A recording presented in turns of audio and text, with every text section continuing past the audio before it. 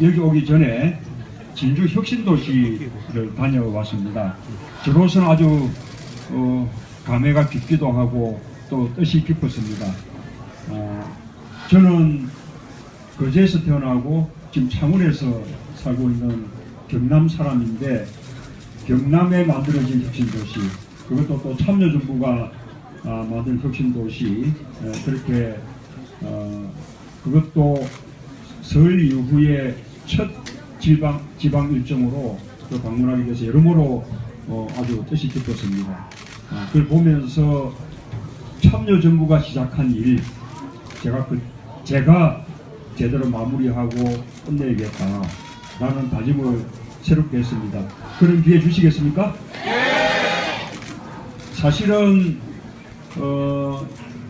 이 혁신도시는 그 앞에 박정희 대통령 시절 우리 정부가 아주 고도로 성장하던 그 시기에 우리나라는 의도적으로 불균형 성장 전략을 취했습니다. 우선 여건이 좋은 수도권부터 먼저 이렇게 발전시키면 맞으면 아랫목의 온기가 윗목까지 퍼져나간다. 그래서 지방도 따라서 잘 살게 된다. 그런 이제 논리였습니다. 그것이 우리 고도 성장에 도움이 되기도 했습니다. 그러나 그런 세월이 오랫동안 계속되다 보니 이제는 수도권은 정말로 성장해서 너무나 비대해지고 과밀하게 되었는데, 지방은 돈도 사람도 기업도 몽땅 다 수도권으로 몰려가면서 지방은 그걸 아주 피폐해지는 그런 극심한 불균형이 생겨났습니다. 또 지역과 지역 간에도 어떤 지역은 성장의 혜택을 받고 어떤 지역은 성장의 혜택을 작게 받으면서 말하자면 소외되고 차별받는 그런 일도 생겼고요.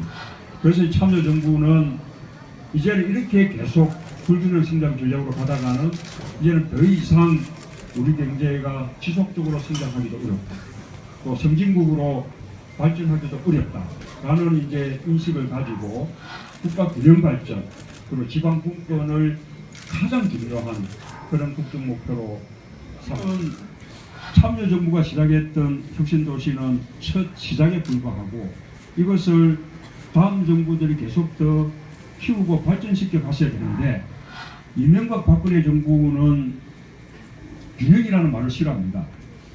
균형이라는 말이 경기어가 돼서, 그래서 참여정부가 시작한 사업이기 때문에 마지못해서 하긴 하지만 국가적인 지원을 대폭 줄였어. 그래서 혁신도시 사업이 아주 지지부진해지고 또 당초 계획과는 아주 축소됐습니다. 그래도 지금 진주 혁신도시가 만들어내고 있는 생산 유발 효과라든지 부가가치 유발 효과라든지 그 다음에 또 고용 유발 효과, 이런 거 보면 지역경제에 큰 도움이 되고 있는 거죠. 진주 혁신도시에서 나오고 있는 지방세수가 500억, 이게 진주시의 지방세수의 큰 몫을 차지하고 있습니다. 지금 지방의 인구가 다 줄어드는데 우리 진주시는 혁신도시에서 늘어난 인구만큼 15,000명 인구가 늘었습니다. 그래서 이것을 제대로 해나가면 정말 우리 지역 발전에 큰 도움이 되는 거죠. 그래서 지금의 혁신도시에서 멈추면 안 됩니다.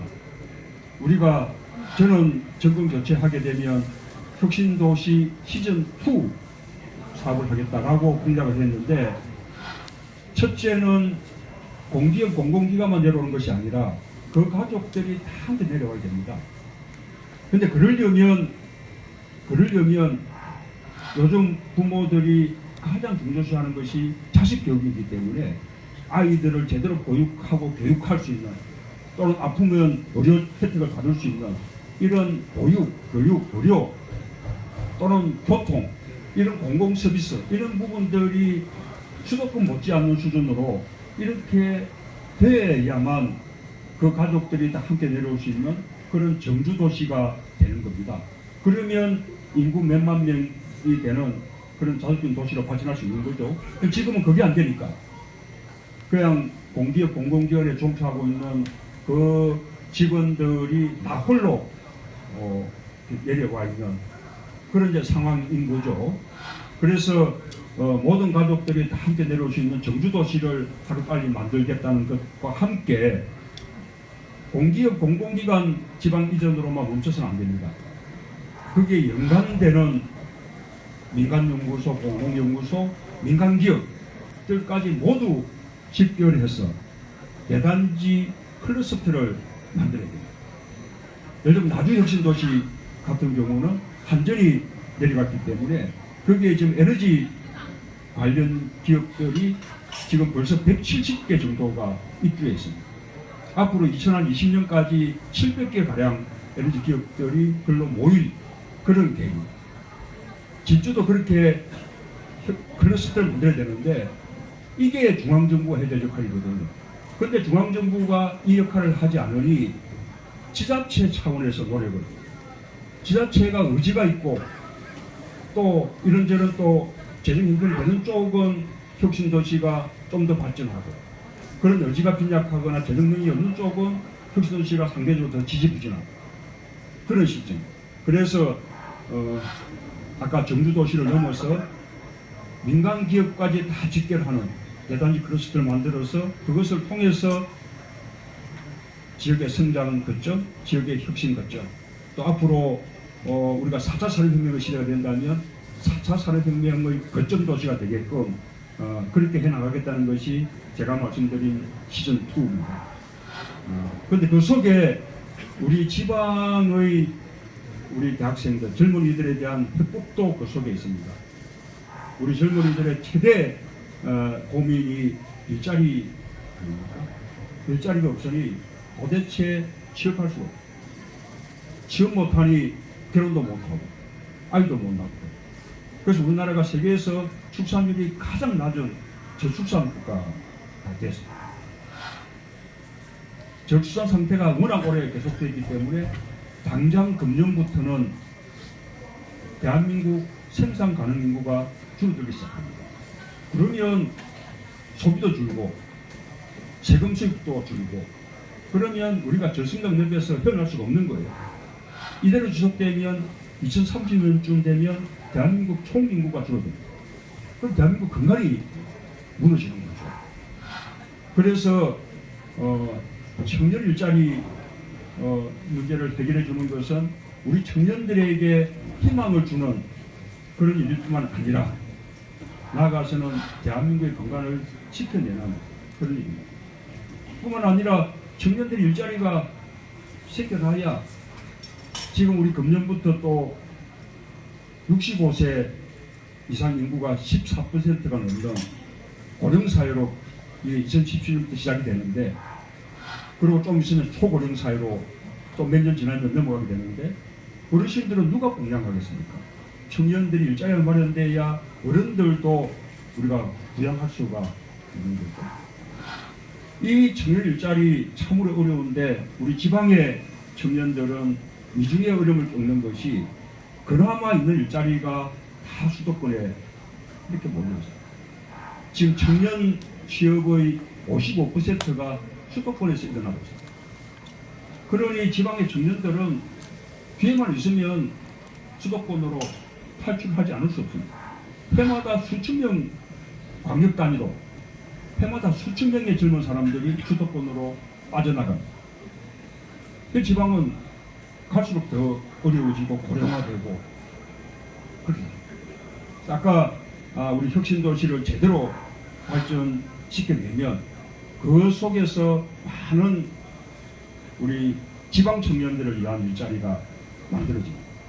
우선은 공공기관들은 지금 청년들을 3% 이상 해마다 채용하게끔 그렇게 의무화되어 있거든요. 근데 그 의무를 지키지 않는 공공기관들이 많습니다. 그렇게 확실하게 독려하고 만약에 그걸 못하면 그에 대한 페널티를 가고 뿐만 아니라 내려온 공기업 공공기관들이 신규 채용을 할 때 우리 지방의 인재들을 적어도 한 30% 이상은 채용하게끔 그렇게 할당제를 해. 지금 진주혁신도시에서 작년에 우리 지역 인재를 채용한 비율이 11.2%밖에 안 돼요. 부산 같은 경우는 거의 한 20% 정도 이렇게 됩니다. 많이 차이가 나는 거죠. 근데 20%도 부족합니다. 30% 정도는 돼야 돼요. 그 제가 나주 혁신도시 방문했을 때 한전 사장에게도 신규 채용할 때 지역의 젊은 사람 인재들을 30% 이상 채용해달라. 아까 제가 LH공사 대표를 만났을 때도 똑같은 부탁을 했어요. 당장 올 봄 신규 채용 때부터 그렇게 노력하겠다라고 그분들이 다 약속들 하셨습니다. 만약에 그런 것이 자발적으로 이루어지지 않는다면 저는 법으로 30% 이상 지역 인재 채용을 의무화하는 그런 입법을 해야 한다고 생각합니다. 또 하나 우리 지역의 인재들에게 줄 수 있는 희망은 우리에게도 공정한 기회를 달라는 거 아닙니까? 보다 많은 일자리를 만들어서 기회를 많이 넓혀주는 것도 중요하지만 그나마 있는 기회라도 우리에게 공정한 기회를 달라. 그것이 저는 우리 지방대 지역 인재들의 아주 간절한 바람일 거라고 생각합니다. 그 방안이 바로 블라인드 채용제입니다. 블라인드 채용제라는 건 뭔가 하면 이력서에서 학벌, 학력 이런 부분들은 아예 적지 못하게끔 아예 빼버리게끔 하는 겁니다. 그뿐만 아니라 여러 가지 차별적 선입견을 주는 요소들은 다 예정하는 거고, 심지어 자기소개서에서도 자기 출신 학교가를 알 수 있는 그런 표현들은 다 가려서, 그래서 말하자면 누구나 대졸이든 고졸이든 또는 대학 졸업자라면 이른바 명문대학 출신이든 일반대 출신이든 또는 수도권 대학이든 지방대학 출신이든 똑같은 조건에서 똑같은 실력으로 경쟁하게끔 그렇게 하는 거예요. 이게 어느 정도 효과가 있는가 하면 참여정부 때 여러 공공기관이 또 일부 은행까지도 블라인드 채용제를 한 적이 있었는데, 대표적으로 KBS가 한 4년 정도 동안 아나운서, 기자, PD 블라인드 채용제를 한 적이 있습니다.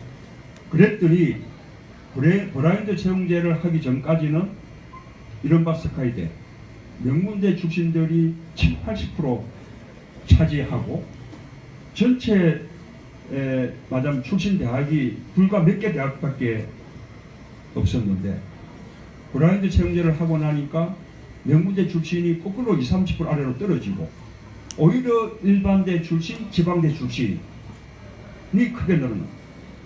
그러고 학교 구성도 수십 개, 수백 개로 늘어나. 어느 해에는 전남대학이 지방대학인데 가장 많이 합격되기도 했어요. 맞아면 지방대도 지방대라는 또는 명문대라는 개국장 빼고 똑같이 경쟁하면 꿀릴 게 없다는 것입니다. 그렇게 지방의 인재들도 공정한 기회를 갖도록, 그래서 결국 모토는 더 많은 기회, 공정한 기회, 그것이 우리가 만들어야 할, 전공교체를 위해서 만들어야 할 새로운 대한민국, 그의 비전 중에 하나다라고 저는 생각하는데 동의들 하십니까? 네. 예, 이렇게 우선 인사 말씀드리고요. 또 그런 사회를 만드는 데 필요한 여러 가지 의견들 이렇게 또 말씀들 해주시면 제가 또 잘 듣고 우리 대선 정책 공약에도 반영하고, 또 요즘 우리 당이 또 원내 제1당이기도 하거든요. 그래서 또 우리 국회 차원에서도 노력을 해나가겠습니다. 우리 김병수 의원도 또 함께 했기 때문에 아마 말씀들 잘 듣고 또 국회에서 입법할 수 있는 노력들을 해나갈 겁니다. 오늘 좋은 좀 소통의 시간 되기를 바랍니다. 감사합니다.